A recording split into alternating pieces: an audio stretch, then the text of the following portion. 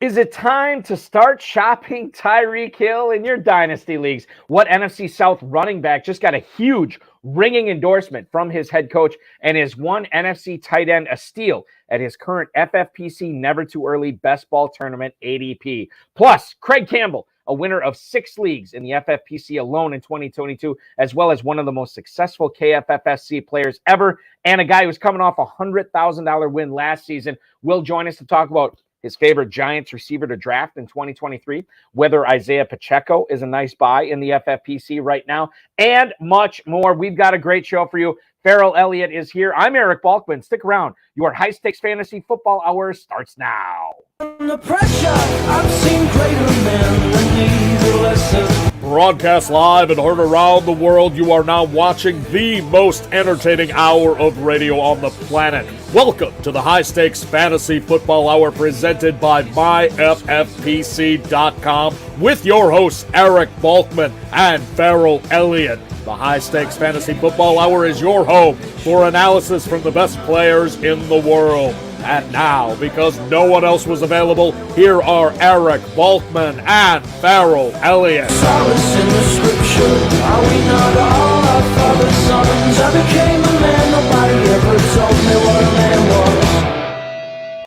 Thank you, Rob. Greetings and salutations, all you Balkaholics and Farelliacs. Welcome to the latest episode of the High Stakes Fantasy Football Hour presented by MyFFPC.com. I'm, of course, your slightly above average, not average, I'm still slightly above average, host Eric Balkman. You know me from the High Stakes Fantasy Football Show on the Better Sports Network, the RotoViz High Stakes Lowdown, and the FFPC, myffpc.com, the Fantasy Football Players Championship. My co-host, who I'll bring in shortly, is the definitive commissioner of fantasy football, Farrell Elliott. I want to let you know if you are jonesing, ladies and gentlemen, and who wouldn't be jonesing, as we are less than 3 weeks away until the 2023 NFL Draft. You want to draft right now? You can do that. You can win $25,000 when you do so with the FFPC Never Too Early Best Ball Tournament. $125 entry fee right now at myffpc.com. You can cash a 5-figure grand prize. The great thing about this, no kickers, no defenses, and the draft stop when the NFL Draft starts. So you have less than 3 weeks to get your drafts in. It's a 20-round draft. 14-week regular season. We'll have playoffs in the week 50 from weeks 15 to 17, and we'll crown a champion after week 17. A 30-second, 60-second, 2-hour, and 6-hour clock are available to you in that right now. While you are at myffpc.com, why not take a shot for $1 million? Say, Balky, I don't have that kind of cash. I can't play for $1 million. Well, you say that, but you might have it. $350 is all it's going to take to enter the Fantasy Pros Championship, a contest that will pay out a $1 million grand prize. And the impetus is on you to draft right now, because if you do before June 1st, or if you register before June 1st and draft before June 15th, you will get a free $35 FFPC league credit to your account right now, and you'll get that up to 3 times if you do it 3 times. That's over $100 in free FFPC teams when you register for the Fantasy Pros Championship Early Bird by June 1st and draft by June 15th. I know you love redraft, okay? But while you're at myffpc.com, check out the Dynasty Orphans we have there as well. Massively reduced price teams that are ready to go right now, and you can compete. I'll tell you what, I can't play in the FFPC at all because I'm an employee of it, but I just picked up in a private dynasty league with Jake Venuti, Dave Gerzak, Ron Meyer, Michael Cobb, Lance Turbis. The list goes on and on and on. Lou Tranquilli is in that league as well, and I'm flying high right now because I cannot wait to attack that Dynasty Orphan team. You can attack your Dynasty Orphan teams right now. And when you go to myffpc.com, pick up your Dynasty Orphans. And don't forget, we launch $100 startup leagues there as well. So if you want to set sail on a maiden voyage, you can do so right now. $100 Dynasty starts available at myffpc.com. Remember to like this video, subscribe to the channel, comment on this video, share this video, and get notified anytime we go live. We just had a big night last night. I was on with JJ Zachariason for the Better Sports Network's High Stakes Fantasy Football Show. Aiden LaCourrier and Dave Terpoli gave you a live Never Too Early Best Ball Tournament pick-by-pick coverage right on this channel as well. You don't want to miss this stuff. This is what makes you a better FFPC player. So make sure you are subscribing to this channel so you never miss when we go live, and you can check out all the great stuff we have to offer over at myffpc.com, the FFPC YouTube channel, FFPC Twitter, and FFPC Facebook as well. Without further ado, you follow the KFFSC on Twitter at KFFSC Official. You play in the KFFSC at KFFSC.com. And of course, you know this guy, my friend, Farrell Elliott. Welcome in, Farrell. Happy April to you, dude. How are you, my friend? And all the cool kids over at RotoViz hanging out in those private leagues, and you dropping all those names. I am green with envy. Well, listen, Farrell, maybe when I win this league, this private league that I just joined this year, and I orphan in a couple of years, you can take over, or maybe be a co-owner with me, and we can return it to Resurgence. A father of all things, and you're definitely not going to work on the team in that kind of. No, come on, it's a no. I won't. Absolutely. I will not do that. It's going to be my baby. I look forward to it, and you can look forward to. If Farrell's done this too, he's picked up plenty of orphans and managing them to dynasty greatness at myffpc.com. That's a good-looking cap you have on tonight. Yeah, thank you. It's this is from so I go to my ice fishing not competition, but my ice fishing get together with all my high school friends every year. This is from the bar that is right down the road from where we set up camp at our cabin. This is Mixters, which is in Clintonville, Wisconsin, sort of northeast, maybe mid-east Wisconsin. It is straight out of Wisconsin, as the hat would say, straight out of Wisconsin Mixters. I got this there, and I love it. It is a great hat. I am wearing my Wisconsin pride tonight. I don't think this is the last Wisconsin / Aaron Rodgers / Green Bay Packers / Jordan Love / whatever reference we will have tonight on the show. I think it's going to be one of many. We cannot bring up all this news right now, Farrell, without bringing in our guest tonight, who has been so gracious to hang out with us for the entire hour. He's been playing fantasy football, high-stakes fantasy football now for nearly 20 years, primarily in the FFPC and the KFFSC. He's won multiple league titles in the FFPC main event, the FPC, the Terminator, FFPC Dynasty, and the KFFSC. He got his biggest win of his career last season. He took down the 2021-2022 FFPC Divisional Round Playoff Challenge and the $100,000 that goes with it. That wasn't good enough for him because in 2022, and I don't know exactly what he did in KFFSC, but I know he crushed it last year.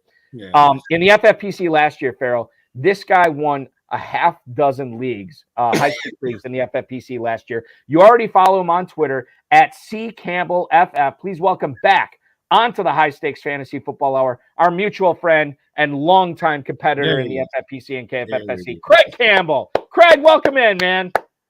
Thanks, guys. How's it going? Yeah, Balky, I don't know where you found those 6 leagues, but it definitely didn't feel like as successful a season for me. But I'm glad you found them, so appreciate that.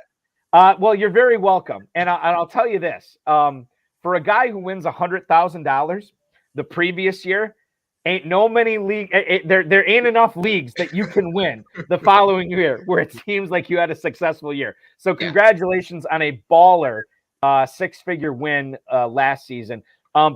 We could get into the news right away tonight, but I want to skip over that, Farrell. I want to get into Craig's interview right away. So let's do that. I'll kick things off. Because, Craig, you have been very active in drafting the FFPC Never Too Early tournament teams so far this season, the last couple of months.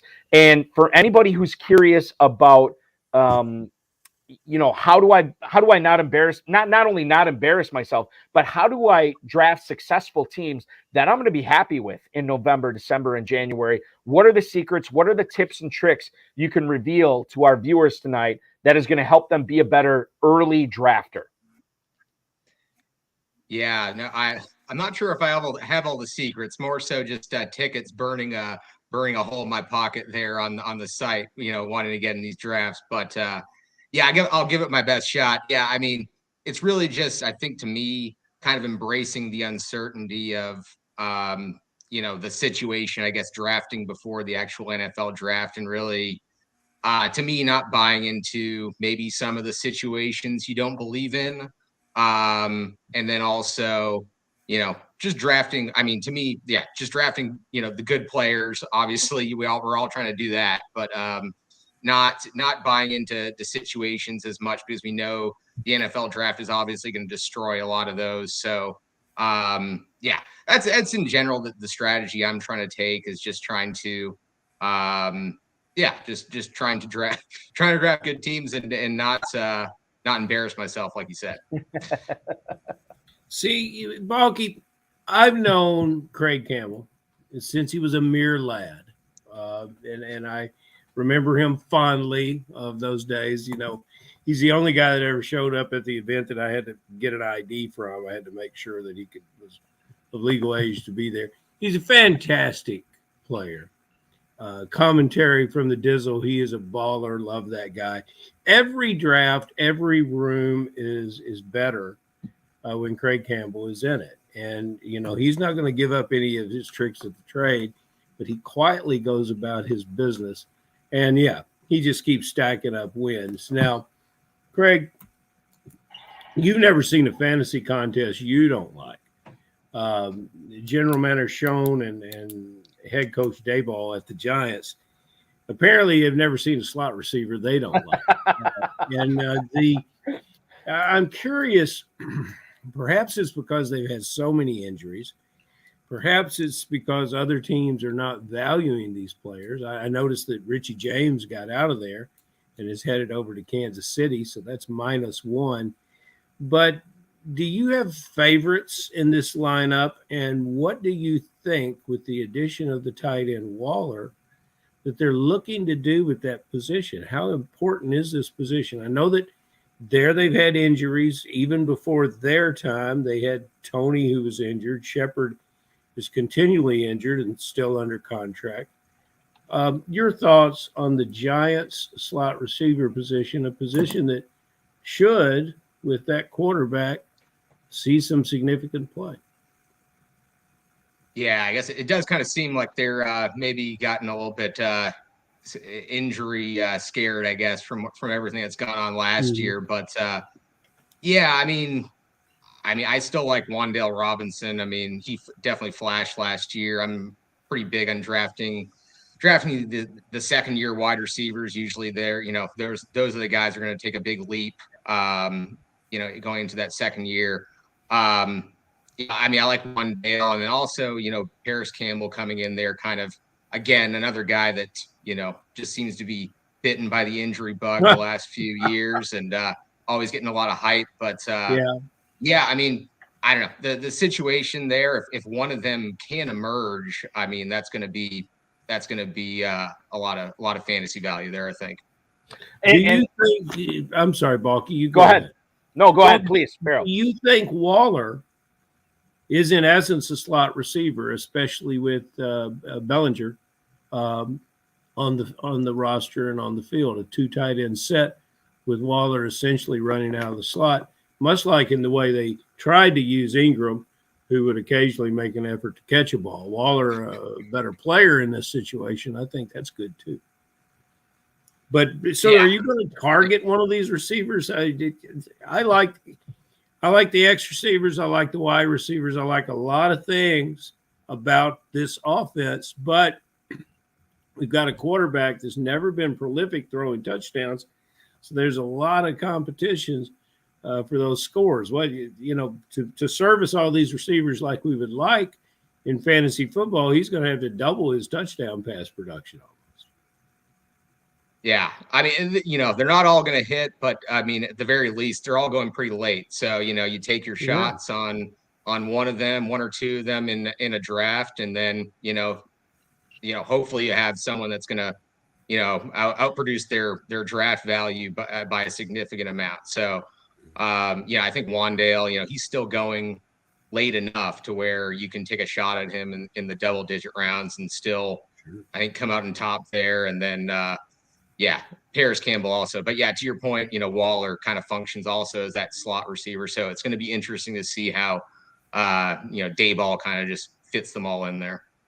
I think what we have to look at here, guys, is the fact that this administration went out and traded for Darren Waller. This administration went out and drafted Wan'Dale Robinson. Those are the two guys I'm looking at.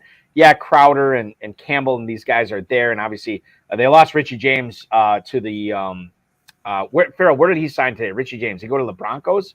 He is playing for the Kansas City Chiefs. Chiefs. That's what it was. He signed with the Chiefs today. So they lost Richie James. And obviously Slayton and Shepard are there. But I think that the two guys that you guys have brought up here in Waller and Robinson, those are the two guys I'm very heavily interested in as far as Giants pass catchers. Right now, Dizzle already pointed out that they need a receiver in the draft. We could see that happen yet. Now, to get back to the Dizzle here, and I'm going to post his question right in the chat. Craig, he has noticed you going 0 RB in a lot of your drafts. He wants to know, do you always go 0 RB in your drafts? And if you can talk a little bit about that strategy and how it's worked out for you in the past, that would be much appreciated by the viewers tonight. Yeah, you're not going to get that. Right. Sure. Yeah. I mean,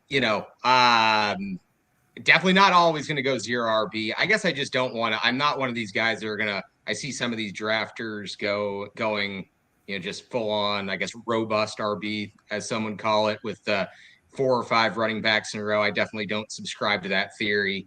Yeah, I mean, I generally, going the 0 RB, that's always fun. But, if you can get good values on some of these workhorse running backs, drafting a running back or two early, and then kind of just forgetting about the position and really ignoring those middle round running backs, I think that's also a good strategy to take, especially in these early drafts. I think there's a lot of minefields out there with these middle round running backs, getting those, maybe top 2 running backs so you can feel really good about that their value isn't going to get hit in the NFL draft, get those 2 guys, and then, draft a bunch of receivers after that. So definitely don't go 0 RB all the time. Although Farrell and KFFSC, that's definitely my preferred strategy. He has been raised. He's a Kentucky man. He's been raised, and he knows how to make this. I'll tell you what, and I can't remember if it was this show I brought it up on, but I don't know if you guys are Office fans, but there was one episode after Steve Carell left the office, and I promise the story will be brief. But when James Spader took over as it probably won't be. Took over as the Robert California, absolutely. And he was having this big pool party at his mansion with all the players in the office, all the different workers there. And he told, I think it was Ryan and Gabe, he said, it's not a party unless you do something that scares you. Well, let me tell you something about KFFSC. I get scared every time I go 0 RB in a KFFSC main event. But it's not KFFSC unless I do something that scares me. And let me tell you, I love it. And there's been some success that I've had in doing that. So it's one of those things you always feel skittish about it. And I've had it blow up in my face too in the main event. But I've had some really successful teams there too. And I will continue doing that because I drafted multiple leagues in the KFFSC main event, which I would encourage everybody to do. And when I do that, I have the opportunity to go 0 RB, and I've had a lot of fun doing it. And it's always more enjoyable when I have a 0 RB team, or at least multiple 0 RB teams going. Speaking of 0 RB, let's talk receivers here. Everybody and their mother, Craig, wants to draft CeeDee Lamb this year with Dalton Schultz moving on to Houston. And you look at the other 2 receivers they have there in Brandon Cooks and Michael Gallup. I'm kind of curious, if you're going with the number 2 receiver in Dallas, who are you more comfortable with given the draft capital? Brandon Cooks is wide receiver 43. Michael Gallup is going in the 16th round at wide receiver 76. Brandon Cooks is a 9th round pick. When you know that 8 rounds separates these guys, do you have a favorite between Gallup and Cooks this year? Or is it something where you wouldn't mind getting Prescott and grabbing both these guys in your never too early best ball teams? Yeah, I mean, both of these players I've drafted a lot in the past, and I've drafted them on teams this year as well. I mean, I just think that that's a great situation to be there, be in Dallas with Dak there and with Schultz exiting. So in terms of comparing the two, the value on Gallup is pretty enticing now with Cooks there, and you're just everyone's just assuming that Gallup's going to take the number 3 role, which is probably right. But I kind of think that he might be in for a little bit of a bounce back this year, just because he was kind of slow, I guess, coming back from the ACL last year, and I think he might be in for a little bit of a better season. But I do get excited, thinking about Cooks just in tandem with CeeDee Lamb. Just that seems like a great pairing also. So not to ride the fence there, but I think I'm going to be drafting both of those guys at their current values. How many clubs has Cooks played for now? Is this number 5? I think it's 5. Yeah, I'll look it up for verification, but I'm pretty sure you're right, Farrell. I think it's 5. But he's a plus. He's a plus guy in the locker room, a respected guy, a well-liked guy. I don't, good for him. Lots of players have difficulty getting contracts after they've been tremendous players for their own teams. Everybody wants this player and everybody spends to get him. I think fantasy drafters will spend to get him as well. Let's go north. Let's go to Green Bay, where I have become a lonesome supporter of Jordan Love, Craig. I think it's going to be good. I think we talked about the other quarterbacks that were in his class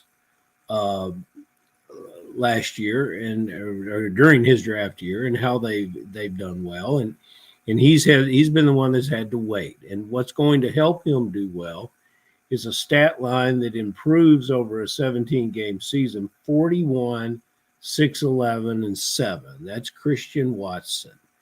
And how fantastic it was when he started putting those touchdowns together. Christian Watson of value now in these never too early drafts, more so than he even was perhaps last year, because everyone imagined how well he would do with Aaron Rodgers. Your thoughts on Christian Watson? Yeah, I'm a buyer on him. Like I was saying earlier, these second year wide receivers I think are just at a high level. Those are guys I want to target. In terms of the Jordan Love situation, like I guess I don't think the Packers would just be letting Rodgers walk without having some level of confidence in Love. I don't think it's going to be I don't know, Justin Fields. I don't know. There were so many quarterbacks last year that just could not deliver the ball to these wide receivers, and I think Love. I do have confidence he can get the ball to Watson or Dubs or whoever. But Watson definitely looks like the guy you want there, and I think is a pretty good value in drafts right now. Balky, so the Kentucky guys love Love. So you're sitting right up there, buddy. What's the story? I'm telling you, listen, what do the people up there say? Listen, I wrote the foreword and the epilogue on Jordan Love in February when I drafted him in a KFFSC main event, okay? Everybody knows that, like I would never draft Jordan Love as my starting quarterback, but I like this guy quite a bit. Now, I said this, I was on Sirius this morning, and I said this, anybody who tells you they know what Jordan Love is going to be, they're lying, misinformed, or a moron, because there just isn't enough to go on. I go on what I've heard from his teammates, from his coaching staff, from the guys he went up against in Philadelphia for that couple series last year, and everybody who's seeing him in practice every day. I don't think he's going to be a Hall of Famer, Farrell. Balky just called us morons. No, I'm not calling you morons. Listen. What are you drinking? Here's the thing. If you feel like you have an H2O, baby. Like you feel like, listen, if you feel like you think what Jordan Love is going to be, like, that's fine. But it's just speculation because nobody has enough to go on with this guy right now. I happen to think he's going to be pretty good, and I'm willing to take a chance on that. But I'm not willing to take a chance on, okay, I'm going to wait on quarterback super late, and Jordan Love is going to be my starter. I'm going to count on him every single game. That's not going to be the case. I do believe that he was drafted for a purpose. I do believe that the coaching staff and the front office is going to give him every possible chance to be successful in this league, and I think he will be successful. I think he will go to Pro Bowls, Farrell and Craig. And I don't think he's going to be a Hall of Famer, but I think he's going to be a successful quarterback, and I think this is the type of guy that, where's he going? I look at the never too early right now, the never too early ADP. Jordan Love currently going as quarterback 21 at the 12-11. I would be comfortable in saying that I think when this rolls around next year, I think he's going to be going in that 8-9 turn, maybe even the 7th round next year. I think he's going to have a pretty good season. That's how I fall in on Jordan Love. I could be wrong. I don't have I like everything like everybody else has to go on. I'm going off the same information. I just happen to have a feeling about this guy. I think he's going to be pretty good. Team Appleton, team name, Morons Need Love. I think that would be a grand team name for you guys this year. Morons Need Love. Morons need love has been that's been my personal motto for 20 years, Farrell. Like that's not even a fantasy. You're doing all right. I'm doing all right. I'm doing all You're right. doing okay in that department. Let me ask you this, Craig. Isaiah Pacheco, a guy that I was talking with JJ Zacharyson about this last night, and he was kind of on Pacheco in the pre-draft process, pre-NFL draft process last year, and he was right. And I feel like everybody had that benefit. Now everybody's had the benefit of seeing what he did for Kansas City last year, and yet this dude is still going outside the top 20 running backs in the Never Too Early Best Ball ADP, which we get from FantasyMojo.com, at FantasyMojo on Twitter. Darren Armani, the godfather of the Pros versus Joe's Challenge. Isaiah Pacheco, 609 right now. Is he being undervalued, knowing what we saw last year, knowing what Kansas City has done in the offseason? I know he's got to dodge some bullets in the NFL draft upcoming, but Pacheco right now at the end of the 6th round, is that undervalued right now by the FFPC high stakes drafters? Yeah, I guess I guess I would fall in the camp of being a little bit worried about his situation there. Yeah, definitely dodged some bullets, I guess, or dodging bullets in the free agency, but there still are a lot of, I guess, free agent running backs out there waiting to be signed. And then I just think back to the last time the Chiefs won the Super Bowl and how they used their first round pick the following year, and get a little bit. Or do we lose Craig? He's hanging around. He's frozen. He's frozen. He's hanging around. He's frozen.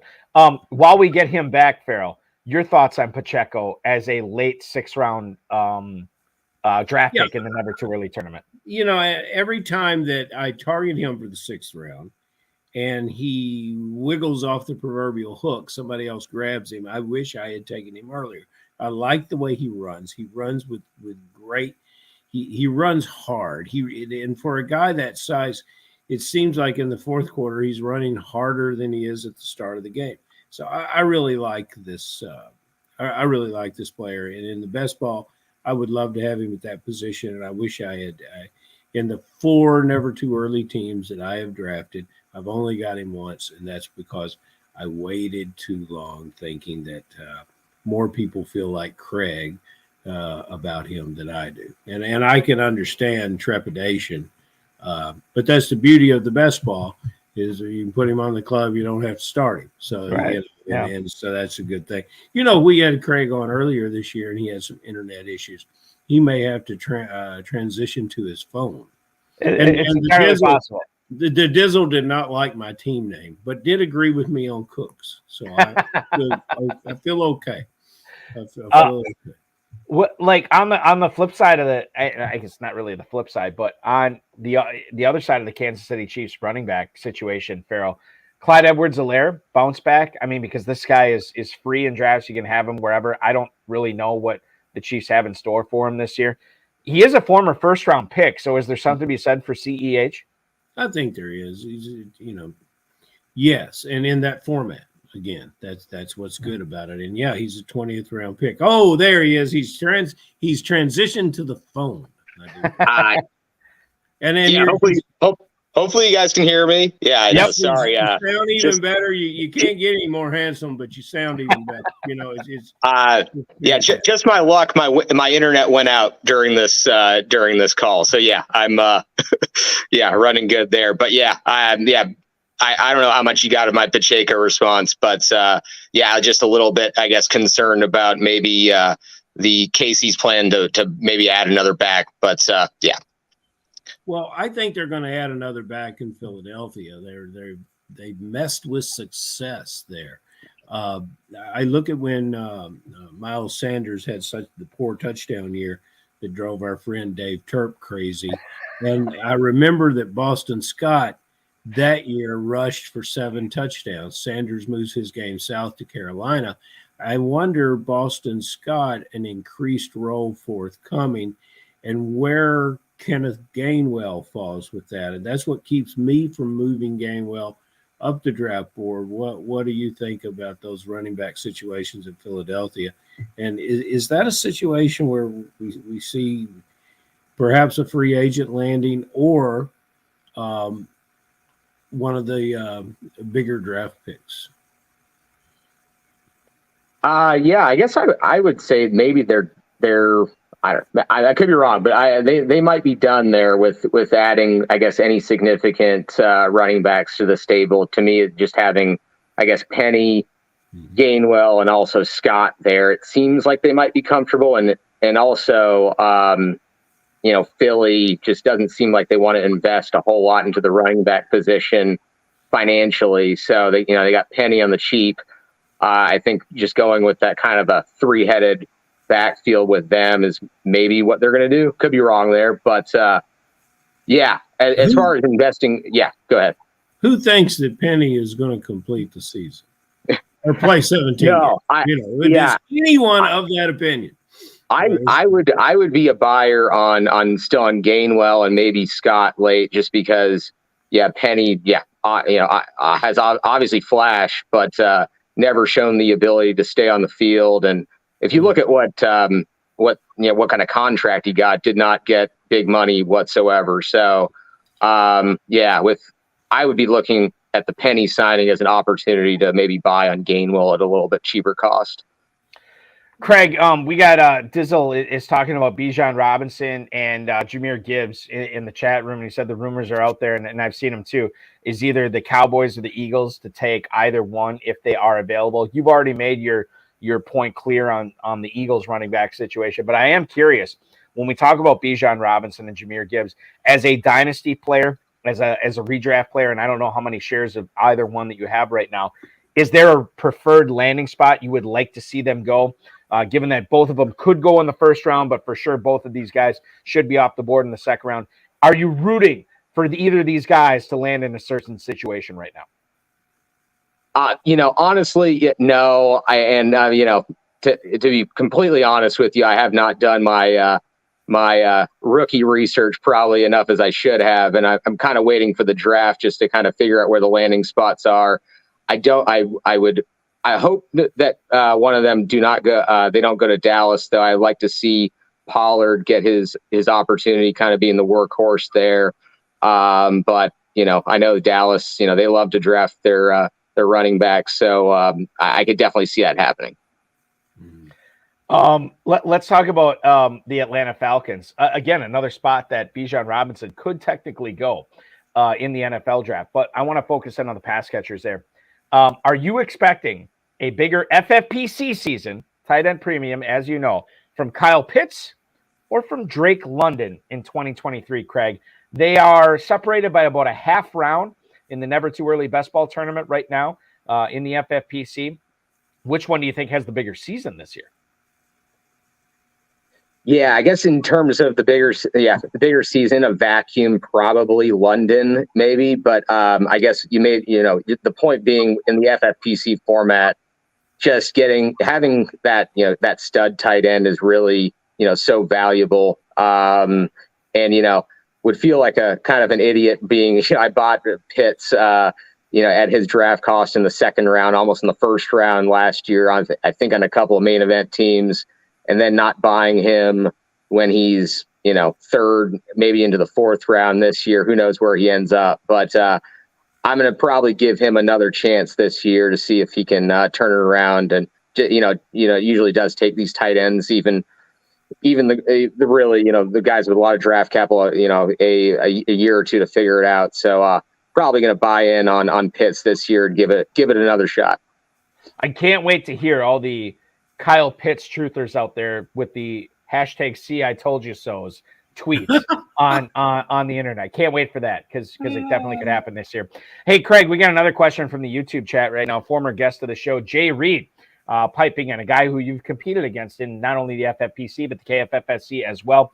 Other than Bijan Robinson, is there another rookie running back that you would look at in the first 4 rounds right now? Now, in the Never Too Early tournament, Bijan Robinson is the only guy going in the top 4 rounds. He is on average at the end of the first round. But then you think about guys like Jahmyr Gibbs, Zach Charbonnet, Rashawn Johnson, Devon Achane. All those guys are going after Robinson. Would you look at any of those guys in the top 4 rounds, or after Robinson, are they all kind of the same? They all kind of fall into the same camp for me. Honestly, maybe Gibbs. He's obviously going kind of the highest among those other running backs. And like I said, I'm kind of, I'll take a few of them in these drafts just if they fall far enough past their ADP. And, I'm looking, my team needs a running back, I guess, at that spot. But there's no one I'm targeting in particular right now. Mm-hmm. There are so many good ones that I would like to see where they land first before I get. And that's why we call it never too early. But I guess in my case, it is a bit early. And of course, Craig, you're not up on your rookies like you would be because naturally you on Super Bowl Sunday you were not at Caesars.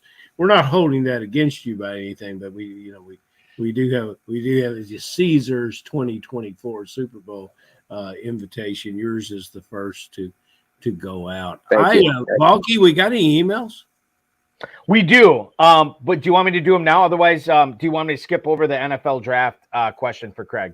Well, I think we just had it. We wanted to talk about more rookies, and I think we beat Craig to death about the rookies because you just might have heard he was not at Caesars for the right. Exactly. Yes. So we will skip over that, and we will have, by the way, much more draft coverage coming up on the High Stakes Fantasy Football Hour in the next couple of weeks. We got a lot of stuff that we're gonna. You want to pick our brains, pick Farrell's brain, pick my brain, pick our guest brains coming up. We'll definitely have that. I am having a problem loading my emails right now for whatever reason. Oh my goodness! I have something I want to talk about. Ask him that, and then I'll get back to this. Can I pretend that I'm emailing you guys this right while I'm emailing it to myself? This is coming from Farrell in Louisville, Kentucky. Farrell, what do you have to say? There's a whole lot of conversation about what's going on in Tampa Bay in the backfield. They're going to make the player, the running back, their draft pick from last year. Is it White? Yes. They're going to make him a 3-down back, which I think I've looked at their depth chart, and I think by necessity, they're going to have to make him a 3-down back. Last year, they were last in rushing in the entire league, and they had a pretty bruising back with Leonard Fournette there. But what I want to do is get away from that, because what I've noticed, Craig, in the never too earlys is our Tampa Bay wide receivers have fallen like rocks because it appears that no one, including myself, believes or can trust on a week-to-week basis Baker Mayfield. And maybe Balky will have Mr. Armani's numbers on Evans and Godwin. But what I think is going to happen, and this is what I want your opinion on. I don't understand why Kyle Trask is not being talked about as a quarterback. We've got a new offensive coordinator, who the quarterback guru, Canales, who was at Seattle last year. We've got a player here that's 6'5" tall, a classic drop back passer who dominated the SEC. And, when it comes to college football, it's not the NFL, but when you can find a guy that dominates the SEC, I kind of like that. And he's got a rocket for an arm, all the arm talent, good enough, slippery enough to get away. Does anyone believe that Baker Mayfield is not going to be the quarterback at Tampa? And this Trask kid is. And if he is, I believe we're making it terrible. We're terribly avoiding Evans because Trask sees the field. Trask can unload it, and Evans can run under it. And that nothing's going to change. So my thoughts are Trask should get on the field for Tampa. He's not being drafted in any of these leagues, and I wonder if anybody shares that opinion or has looked at it. Yeah, I guess I'm still confused as to what who the quarterback's going to be there, whether it be Trask or Mayfield or possibly a draft pick. So. Your guess is as good as mine there. I guess I kind of look at the ADPs and the wide receivers though and say they're going pretty low just based on the uncertainty around the quarterback position. And I think I saw this on Twitter. I don't know who to credit for this, but the situation kind of reminds me of the Seattle situation last year with Metcalf and Lockett, and how, everyone was just tanking their ADPs because they, who's going to throw them the ball, but someone's going to throw them the ball, and the target tree around them, it's going to be very condensed around both Godwin and Evans and not much else. So I whoever that quarterback might be, Trask or whoever else, I think those wide receivers are still going to produce. Granted, hopefully it's not someone that's completely terrible, but I think they're both good. They're both good bets right now in drafts. Well, Craig, you can see the ADP right now that I displayed from Fantasy Mojo. In the Never Too Early tournament, Chris Godwin is a top 24 receiver going in the early 5th round. Mike Evans is a back end number 3 receiver going at the 705, the mid 7th round. To me, I look at those, and maybe it's recency bias, but I feel like that's the spots I want to be in business with those guys. Does that represent accurate ADP for you to want to draft either Godwin or Evans? Yeah, I mean, I think those are both good spots for them. I mean, I like Evans going in the 7th round. I mean, the guy is how many straight seasons of 1,000 yards that going in the 7th round? That seems like something you want to gamble on there. But let's. I do have my emails now, Farrell. So I'll pitch him to Craig here. He'll knock him out of the park. Dylan in Charlotte wants to know, how do you feel about? Is this accurate? Yeah. How do you feel about Saquon Barkley in the early 3rd round this season? Nice work in the playoff challenge. That is Dylan in Charlotte, North Carolina. I don't think he's going. Is that accurate? I don't think that's accurate. No. He's not going to that in the early. I think that's a question you asked me last year, actually. Yeah, that's not. This is totally not accurate. No, I hold on. Let me bring up my correct emails here, because this is. I knew I read that and I was like, God, that's like. I feel like I'm looking at I'm in a time machine right now, and but I am. Balky, what we have is confidence that you will retrieve these emails, because we're enjoying associating with a broadcast professional, and that's exactly what we're doing. Not displaying any kind of professionalism now with that. I knew it right away. I'm like, God, there's no way that's right. Okay, I have my right email document up right now. And the first question is not from Charlotte, North Carolina. It's from Billy in Milledgeville, Georgia.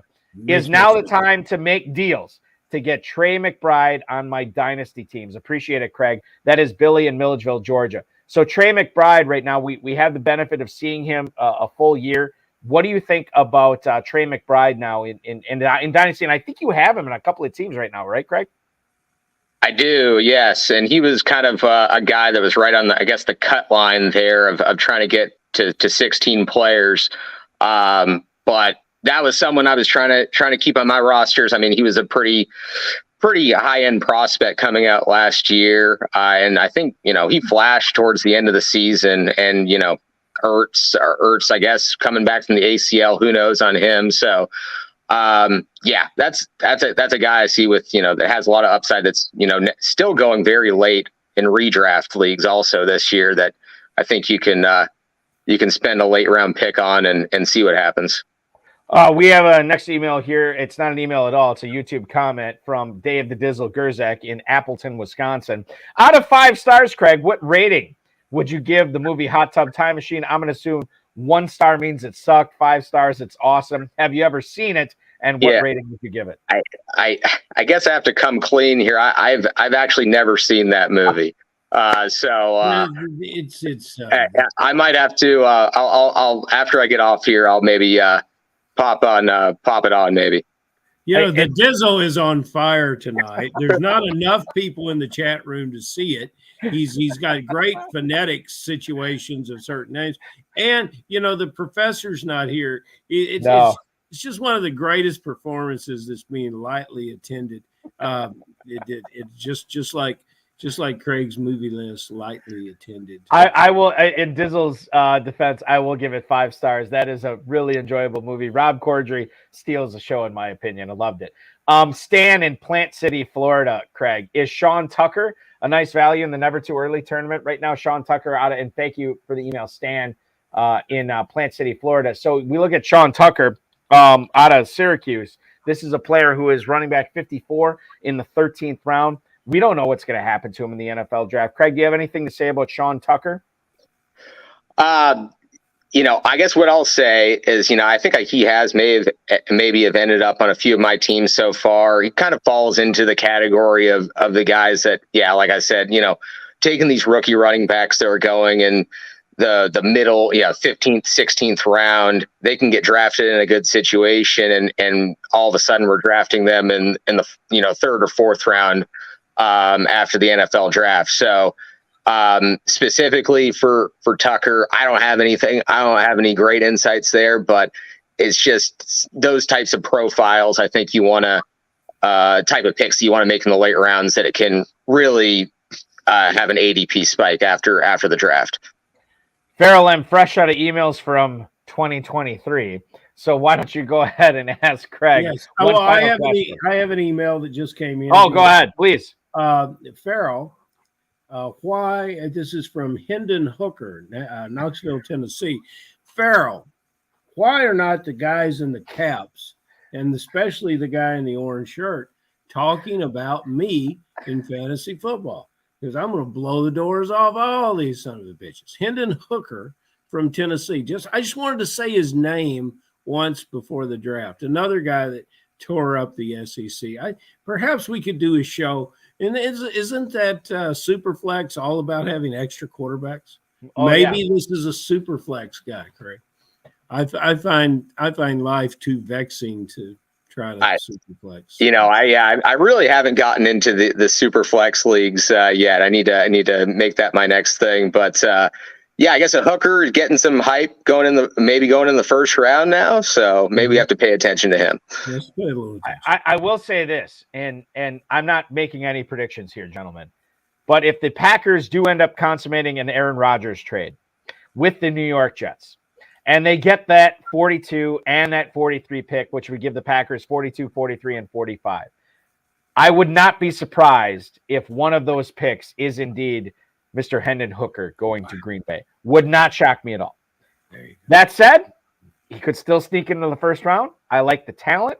I saw what he did at Tennessee last year. There's a lot to love. He's old as dirt. I will say that. He is not a young quarterback, but there is something to be said for drafting a guy of that ilk when there are not 32 starting quarterbacks in this world. Take a chance on Hooker. Maybe he could be your quarterback for the next 10 years. I like it quite a bit.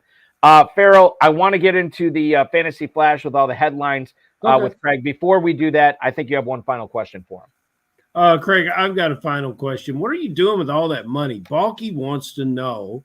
And also, who's just on your will not draft list? Well, as far as all the money, whatever's left of it that the wife hasn't spent or the hasn't gone to daycare. There he goes. We lose Craig again. Daycare knocked him out of it, and he is. I like him to start talking about those kids because he is. Yep, there he's coming back. Got it. Well, Craig, my internet just came back on, so now I think it switched over to the Wi-Fi. So, all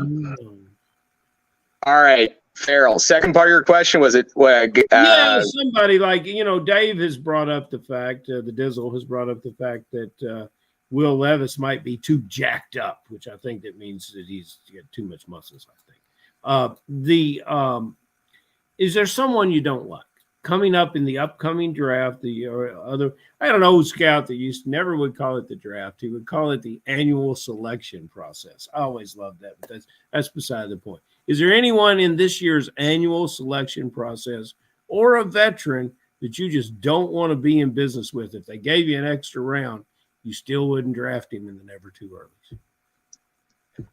Yeah, so I don't know about the rookies still. I'm gonna wait and see where they get selected. As far as guys going in the never too early, the veterans. I guess one guy is Tyler Allgeier, however you pronounce his name. This is kind of a player that falls into the category of these kind of being, at least in my opinion, getting propped up based on the situation in Atlanta and being the starting running back on that team currently. But it's someone I could definitely see his value taking a hit in the NFL draft. And so just at where he's going right now, he's kind of in that zone where I'm going to pass on him and likely take maybe another running back or likely a wide receiver in that spot. Farrell, and I don't want to let this Will Levis question go by because you guys are the Kentucky experts. Craig, I know you're a Louisville guy. Farrell, obviously, I know you're a Louisville guy, but Will Levis is a Kentucky guy. You are much closer in proximity to him than I am. Farrell, your thoughts on Will Levis, because this was a player that was sort of the de facto number 3 quarterback in the draft, and now he's fallen a distant number 4 behind Stroud, Young, and Richardson. Will Levis is a pro. Your thoughts? A few of the scouts think he is a bit robotic in his motions, and that will cause problems in the NFL based on timing patterns. However, I doubt that he's not going to be a competitor and he's going to push someone for a job. But, you know, we just talked about the guy down in Florida who has a terrific career in college and a high draft pick. I think it was the 2nd round, and you know, he's thrown 9 passes in the league so far. So it all depends about landing spot. He reminds me of Blake Bortles. Craig, with Will Levis, is this a player in your dynasty leagues that you would be willing to take a chance on, given, you know, the short benches and everything there? What about Will Levis for you on your dynasty squads? How many teams do you imagine him being on this year? Yeah, we'll see where he's going in these rookie drafts. Generally, I'm not.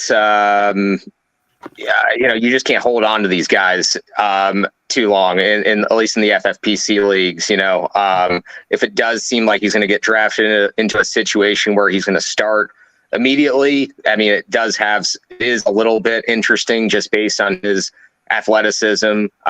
So we'll see where he gets drafted, but I'm guessing unless he's a late pick that you can just kind of take a flyer on, probably not going to be on my teams.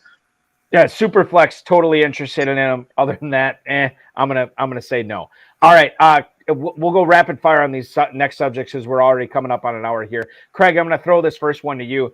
News out of TMZ tonight that a criminal charge of aggravated menacing has now been refiled against Joe Mixon. This was dismissed about 2 months ago, but it was refiled today due to, quote, the discovery of new evidence during the investigative process. This according to the Cincinnati Police Department. This is from a road rage incident when Mixon allegedly, and I shouldn't say allegedly because I know this doesn't cover me on anything, and Mixon can sue me if he wants. Go ahead. I don't have anything. Come at me, Joe Mixon. But he brandished a firearm in an argument with a 43-year-old woman back in January. This was a day before the Bengals played the Bills in the divisional round of the playoffs. This is not the first time that Mixon's had a run-in with the law. May not be the last time either. Executive Vice President for the Cincinnati Bengals, Katie Blackburn, she said that, well, he's on the team right now, but she wouldn't say that he's going to be the starting running back in 2023. Craig, I don't know what you have in him in Dynasty right now with Joe Mixon. Your thoughts on not only redraft this year, but what you do with Joe Mixon in Dynasty leagues? Yeah, I think I traded him away on the couple leagues I did have him before last season.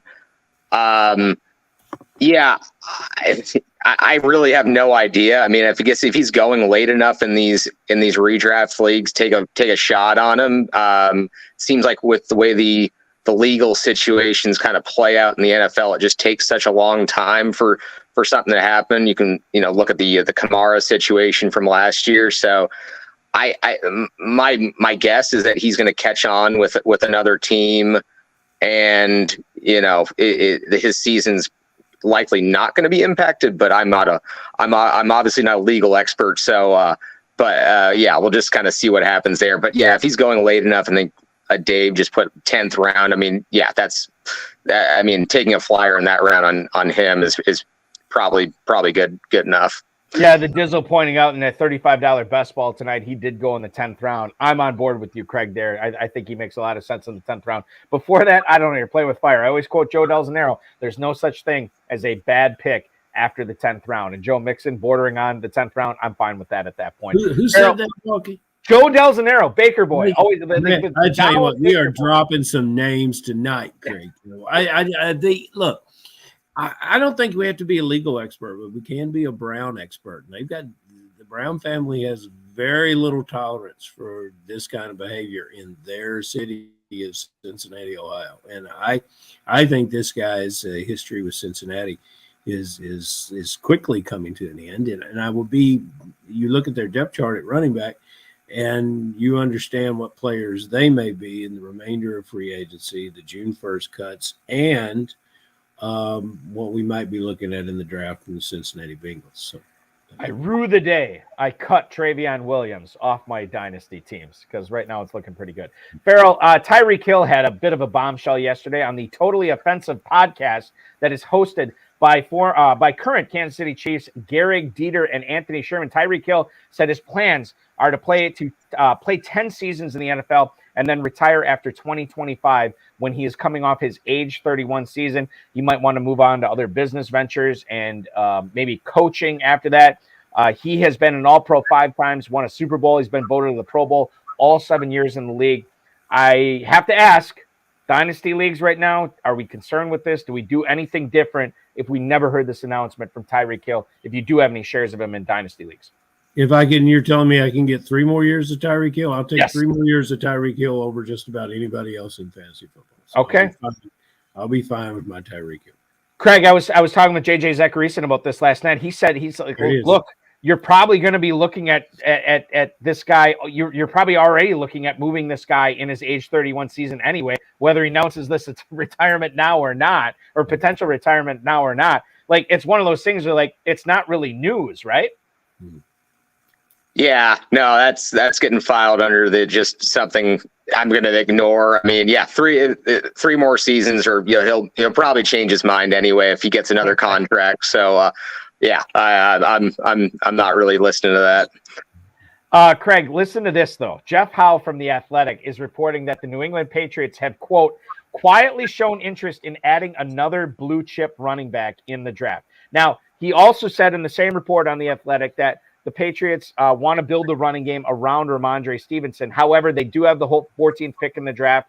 They could be targeting Bijan Robinson there. You think about their new offensive coordinator, Bill O'Brien. He worked with Jahmyr Gibbs at Alabama.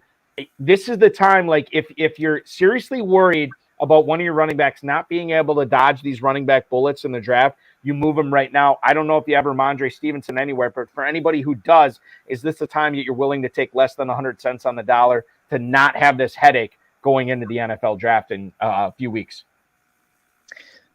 Yeah, I mean, I guess it all depends on what someone's going to pay for him. But I mean, he has that risk there. I mean, but he, I guess, performed very well last year, and you got to figure they're going to bring someone in to have some competition with him. But I still like Stevenson, his pass catching profile and, the way he performed last year. I'm still willing to kind of hold on to him through the draft and see what happens. All right, Farrell, let me throw this out. There's a lot of chatter about the Patriots at 14 right now. The Dizzle thinking that it's going to be Zay Flowers at 14. Godvernment, which I think I got the pronunciation right, thinks they're taking Anton Harrison at 14, Marvin Mims in round 2, and he thinks Marvin Mims is going to be Deontay Johnson of the league. That's interesting as well. I do have to go off, Farrell. I'm going to throw this to you from another question from Godvernment. We haven't talked about Jerry Jeudy or any of the Broncos receivers. What are you doing with him in your dynasty leagues? And Craig, I'll ask you to answer this after Farrell, but your thoughts on Jerry Jeudy right now, knowing that Sean Payton says we're not trading him, but it sounds like they would trade him for the right offer. That needs to play out in my mind. There's too much uncertainty there. I haven't considered it a value. I haven't considered it a bargain because you just can't consider it. I'm not, you bring a new coach into this situation, a quarterback that must have a bounce back year, and you've got too much static at the wide receiver position with this team. So I want to leave this alone for right now and get ready for it in the main event and hope, as I really like both players' skill set, Sutton even more than most people do. And I'm going to hope I can figure it out, because I think that if Denver has any kind of season, the ball has to go through one of these receivers, if not both of them.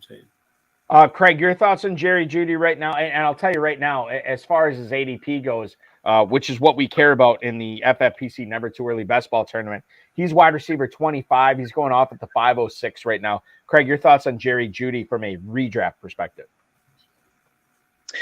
Yeah, I mean, I like him fine there. I honestly, though, I'm kind of buying Sutton later. I would be a little bit more into him. Just I don't know. This time last year, it was Sutton was the guy, and Judy was the one going later, and now it's kind of flipped. And I kind of like Sutton for a bounce back. Judy's fine though. I see him having a good season also.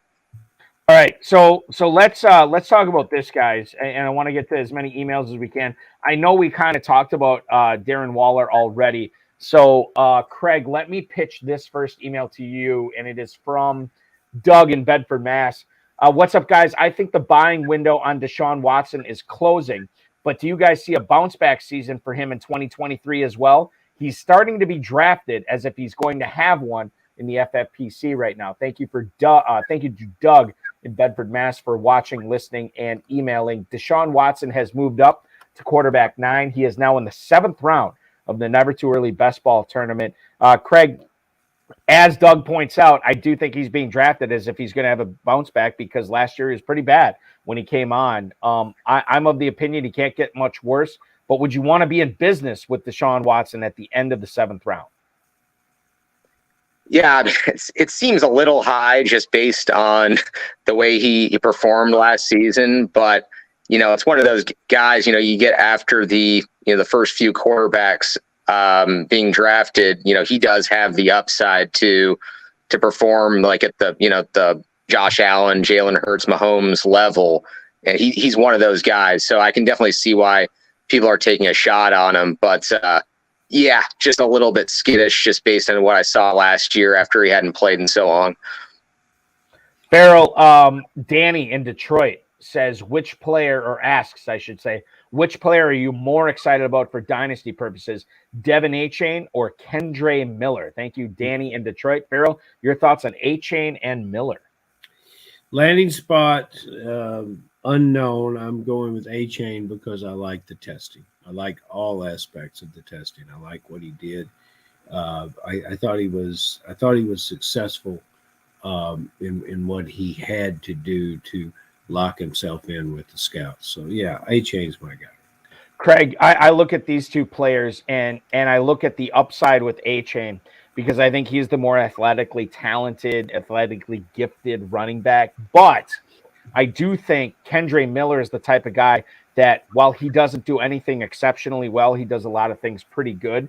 And if I'm drafting in the late 2nd or early 3rd round and these guys are out there, I tend to look at the player who could help me for like a 3-week window, a 2-week window, maybe in a 4-week window. I think Kendre Miller is much more likely to do that than Achane, even though Achane represents the higher ceiling. So I would lean towards Kendre Miller, even though that's the less attractive option of the two, as Farrell pointed out. But your thoughts on Achane versus Miller this year from what you know in your research on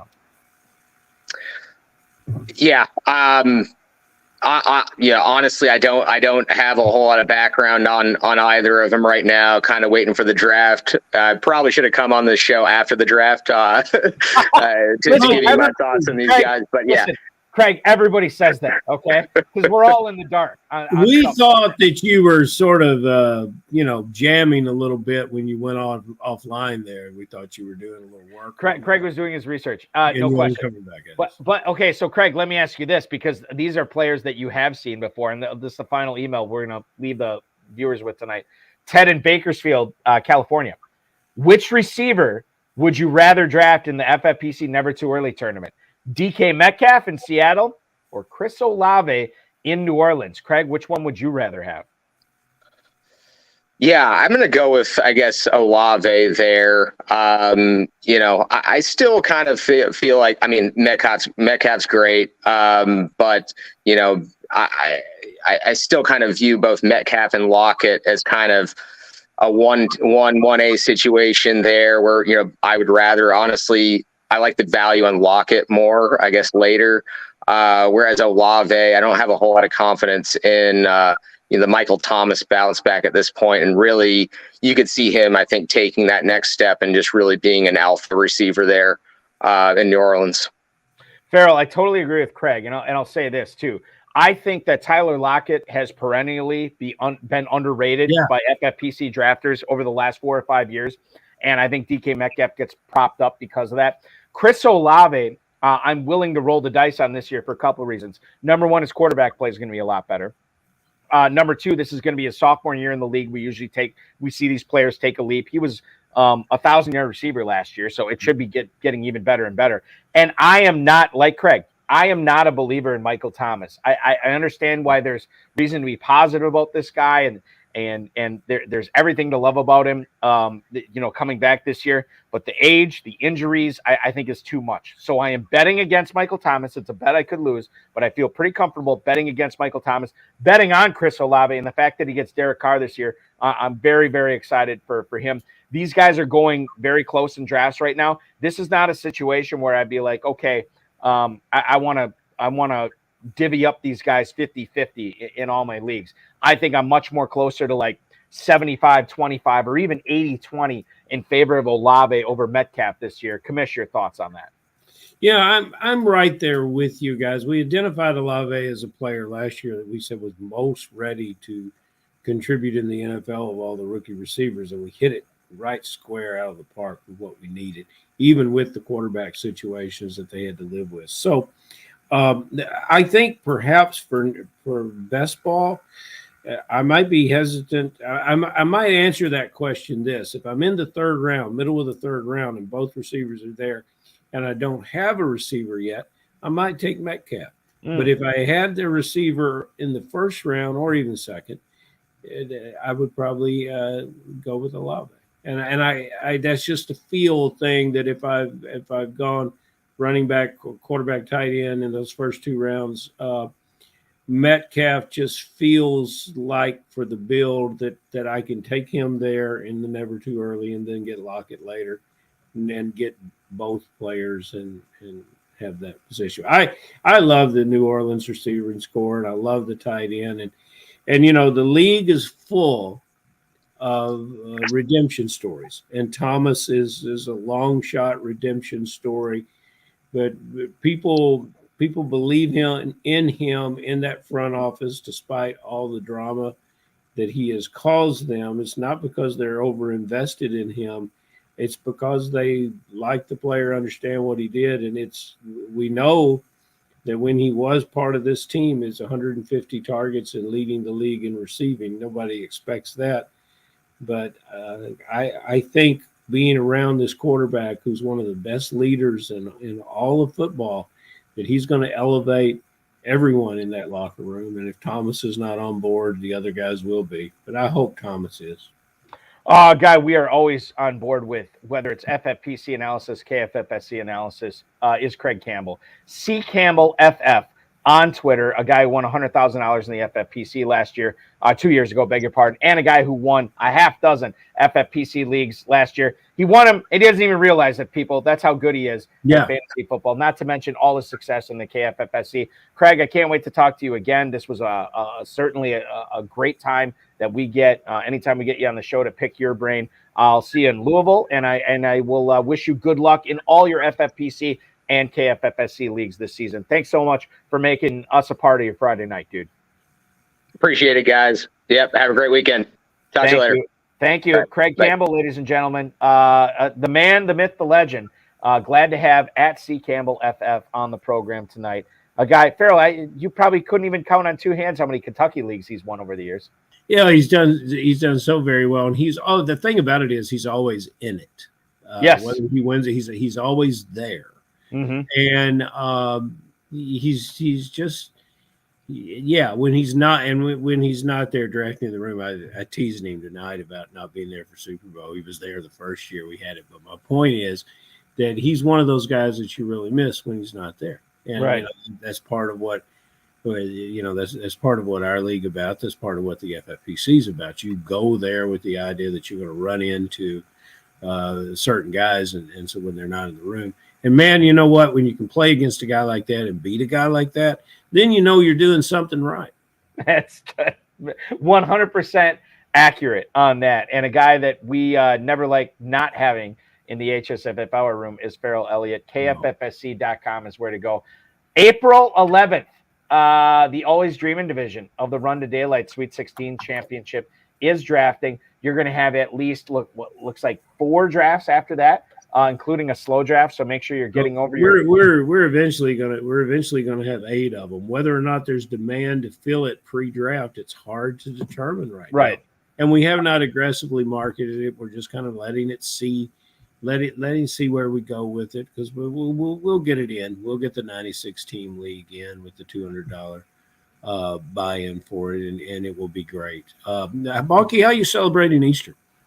Did I tell you this last week that my wife is on a cruise, or did I not tell you this? You did, but that's the celebration continues. The celebration continues for me and my kids. She will not be back until Monday.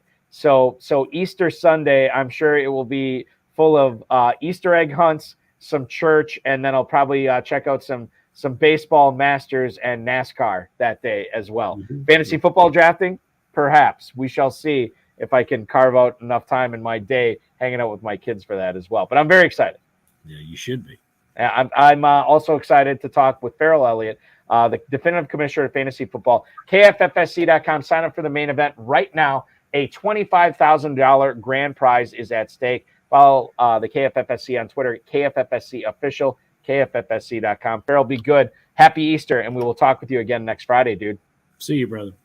That is going to do it for our show tonight, ladies and gentlemen. Thanks to Craig Campbell, Farrell Elliott, the FFPC, Rob, Bryce, and, of course, each and every one of you. We'll be back next Friday with Farrell Elliott and 18-time FFPC league champion Jason Philpott, who has not only won a lot of leagues over the last several years, he is drafting a lot in the early drafts as well. So he's going to have a lot of input on not only rookies, but everything that's going on there and who you need to draft in order to cash that $25,000 grand prize in the Never Too Early tournament and the $1 million grand prize in the Fantasy Pros Championship.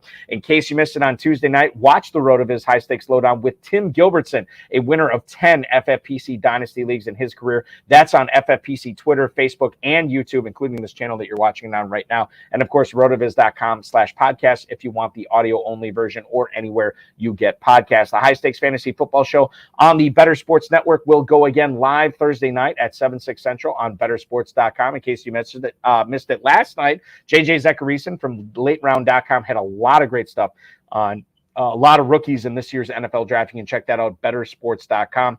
$25,000 is the grand prize in the Never Too Early Best Ball Tournament, just a $125 entry fee at myffpc.com. Those drafts will go all the way up to the start of the NFL draft, which is less than 3 weeks away, and it will be a 14-week regular season, 3 rounds of playoffs, and then we crown the $25,000 champ after that.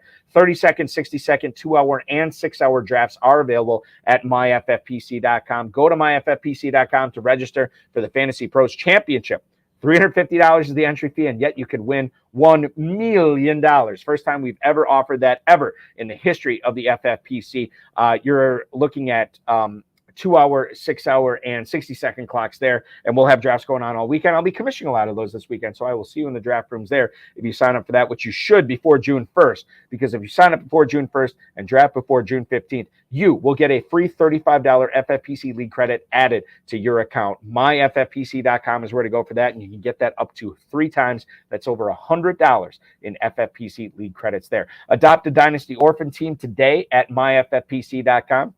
You're going to see some great reduced price teams there, as low as $1. The entry fees for those normally are from $77 up to $2,500, and you can get teams much, much less than that right now if you want to take advantage. Like I said, I'm still riding the euphoria of picking up a Dynasty team today. I encourage you to do the same at myffpc.com. We also have $100 startup drafts there, so if you want to set sail on a maiden Dynasty voyage, you can do that. myffpc.com is where to go for that. You can also win $1 million. I already said that. $1 million in the Fantasy Pros Championship. Win $1 million in the main event at myffpc.com as well. Remember to like this video, subscribe to the channel, comment, share, and get notified. Thank you so much for watching, everybody. We will be back with you next Friday right here, same time, same place on my youtube.com/FFPC Fantasy. Be good. We'll see you in the draft rooms this weekend. Thanks for watching, everybody.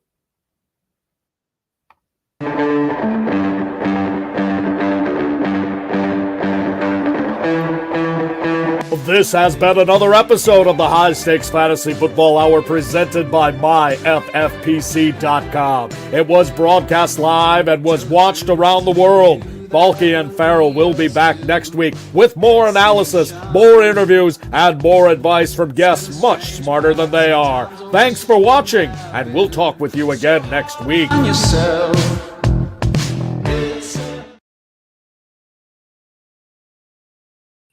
As a reminder for everybody out there who is celebrating this weekend, I want to wish you a happy Easter. To everybody, it's a great sports weekend. And I always say this too, anytime you get, I don't know how many NASCAR fans out there, but you get the Bristol Dirt Track again for the third straight year. That is going to be a lot of fun Easter Sunday night. You're going to get the Masters, which is probably going to go, if we have good enough weather, it's going to be going on Sunday, probably going to be going on Monday as well. And obviously baseball is going on. I always say that one of the best parts of having all these great sports go on, NBA playoffs are going to be starting shortly, is to have that two-screen experience. There's nothing better than consuming all these other great sports while drafting fantasy football teams at the same time. You're watching this, you know that fantasy football is king, and it's going to be a great weekend to do it this weekend while we consume all these other great sports. Happy Easter, everybody. Thanks for watching. We'll talk to you on Friday.